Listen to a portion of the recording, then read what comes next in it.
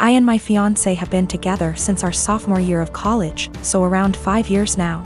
My mom had an affair with a coworker when I was 16, leading to my parents' divorce. She has been single ever since, going on dates but no serious relationships. I have a good relationship with my dad and his new wife. Sadly, my fiancé's mom passed 2 years ago due to cancer and his dad has been single since. My fiancé proposed last year but our wedding was delayed due to COVID. Our families had never met up to this point because his family lives in South Carolina, whereas we're in North Carolina, where we went to college, around a 3 hours drive away from his dad. 3 months ago, in January 2021, we decided that it was time to have our families meet for the first time to discuss our upcoming wedding in June 2021. Held in our backyard, COVID appropriate, immediate family only. My dad and his wife, my fiancé's dad, and my mom all met at our place to meet and discuss the wedding. This went well, albeit there was some tension between my mom and my dad. This morning, out of the blue, my mom called me and announced that she had eloped. I was shocked as she had not been dating anyone to my knowledge. Upon questioning, it turns out that she and my fiancé's dad had been dating in secret since that meeting in January and had married in secret yesterday, making my fiancé my stepbrother. I want to throw up just thinking about this. She said that I should now cancel my wedding because it would be inappropriate to marry my stepbrother. I'm absolutely horrified. I shouted at my mom, saying she just loves ruining my life and called her selfish. First she cheated on my dad, and now she went and married my fiancé's dad, knowing full well I was about to marry my fiancé. My mom then said I was still young and I'd have the chance to meet someone new, but she's old and has to take every opportunity she's got, and so I was an ungrateful **TCH for not approving of her marriage.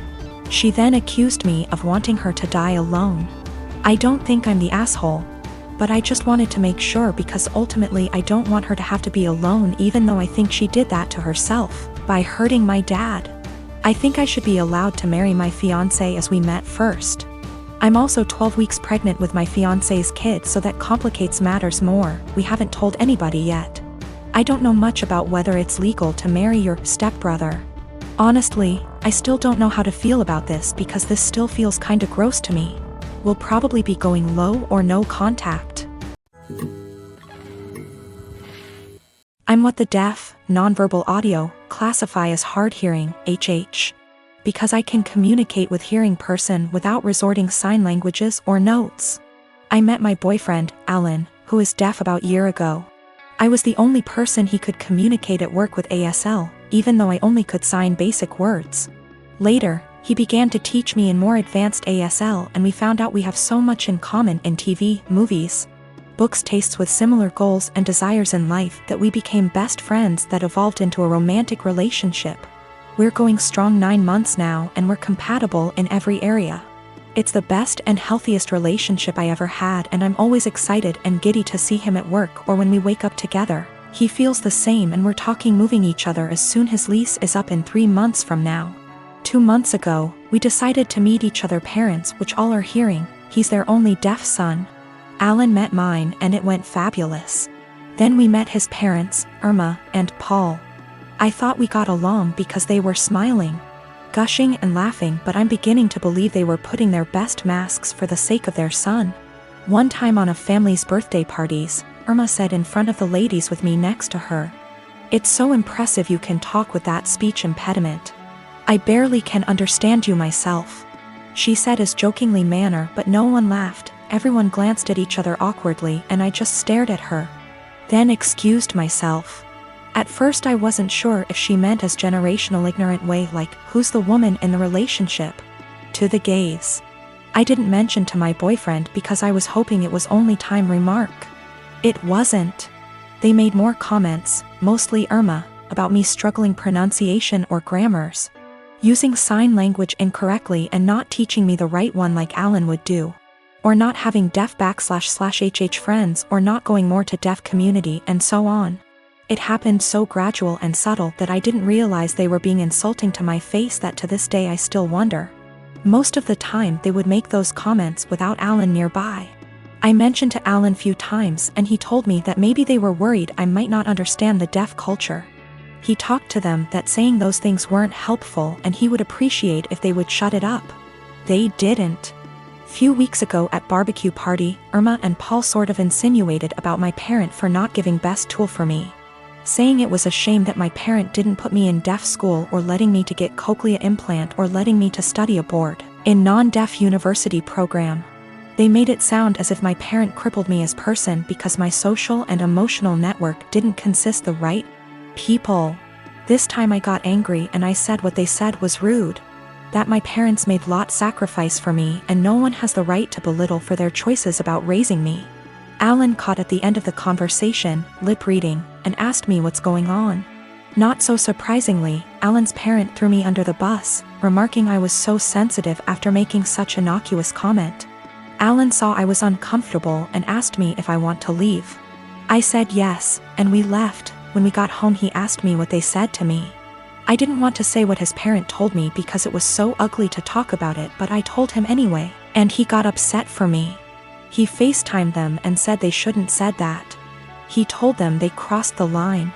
They pretended they didn't know what I was talking about, that perhaps I misunderstood, considering I'm hard-hearing, which upset Alan even more. They ended arguing for a few minutes before Alan hung up. Since then, Alan has become desolate and needy. He apologized to me hundreds of times for not believing me what I said before.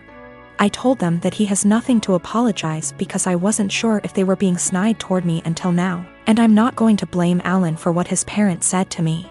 He told me he's thinking reducing contact with them, but I told Alan it wasn't necessary. He can do whatever he wants with his parent, but that I rather would not go to any of his family gathering or go his parents. He assured he would never force me or put me in that situation ever again. We're closer together than we were, but he's still sad and he no longer goes to his family gatherings or his parents. I find him staring at nothing in particular for long minutes and his eyes, which used to sparkle, are now dim. I want to cheer him up, but I'm not so sure how to in first place. I just don't know what to do, and I don't understand why his parents are so rude toward me because I'm not completely deaf considering they aren't one.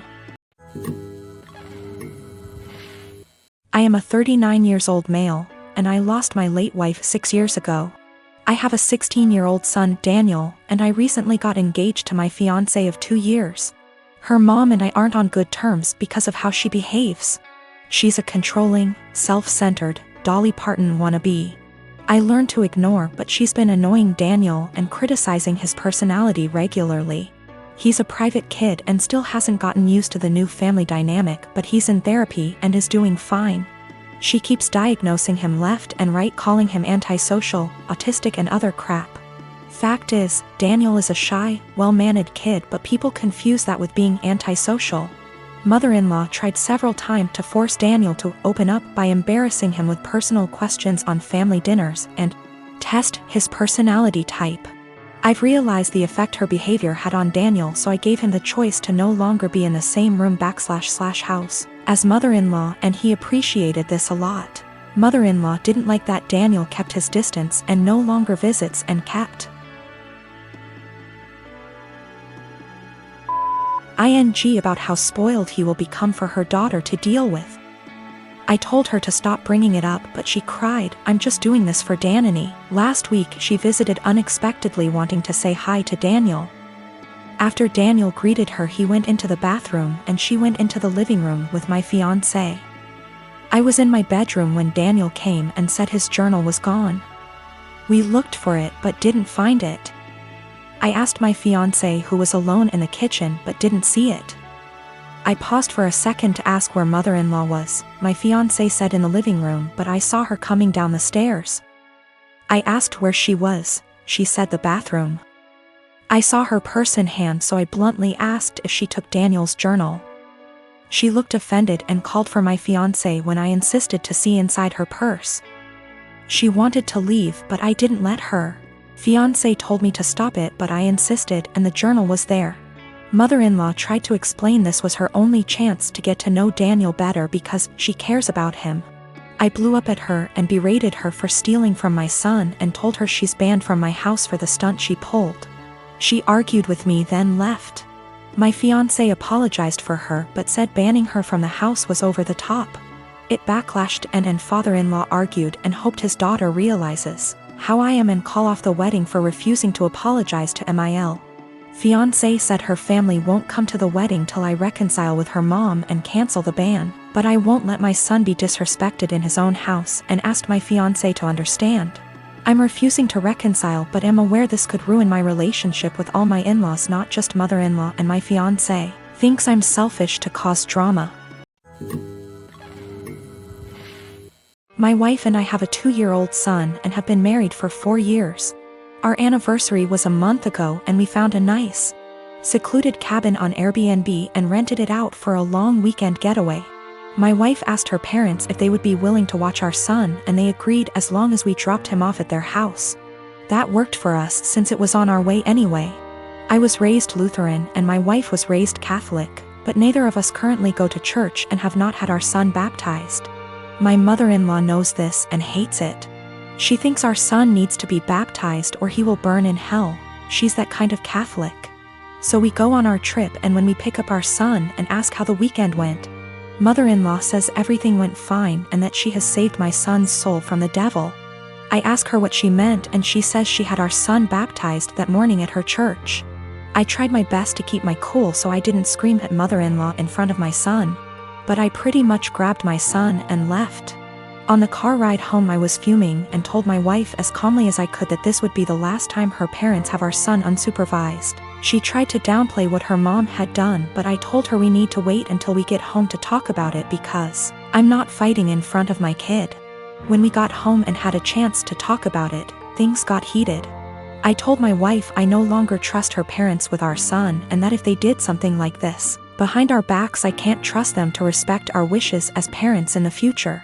I said this was a huge breach of trust and I will forever look at her mom differently. She continued to try to defend her mom, saying that she was only doing what she thought was best for her grandson. She even downplayed it by saying that it's just a little water and a few words and we don't go to church anyway, so what does it matter? I told her that under no circumstances will I allow her parents to watch our son by themselves again. I said that we can still let them see their grandson, but only if we are present. I also said that if she doesn't see what the big deal is with this situation, that maybe we aren't on the same page as parents and maybe we need to see a counselor. She started crying and said that this isn't the kind of decision I get to make on my own, and I'm an asshole for trying to tell her what kind of relationship her parents can have with our son.